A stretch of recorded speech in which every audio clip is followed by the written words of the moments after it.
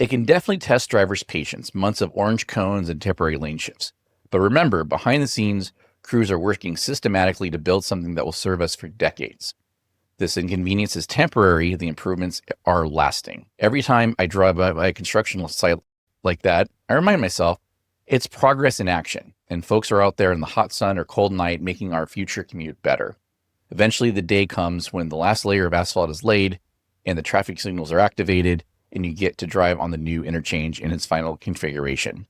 That's an exciting moment, but we're not quite done yet. There's one more phase often overlooked: wrapping up all the project paperwork and ensuring everything is truly finished. Let's briefly touch upon that. So finally, we reach the project closeout, which is the last phase. By now, the interchange is built and open to traffic. So what's left? Closeout is about all the final documentation, payments, and evaluations that formally complete the project. It's a bit like how after you move into a new house, you still have to sort out closing documents, maybe a final walkthrough, warranties, things like that.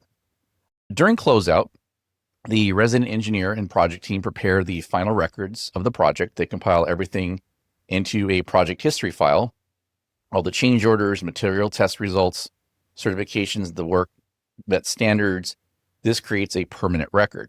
As-built drawings are finalized. These are the plans marked up to reflect any changes made during construction, giving an accurate map of what was actually built. This is very useful for future maintenance or if another project comes along in the area. Financial matters are settled. The contractor submits final invoices and the agency makes final payments. There's something called the final contract estimate, which is essentially the final cost accounting.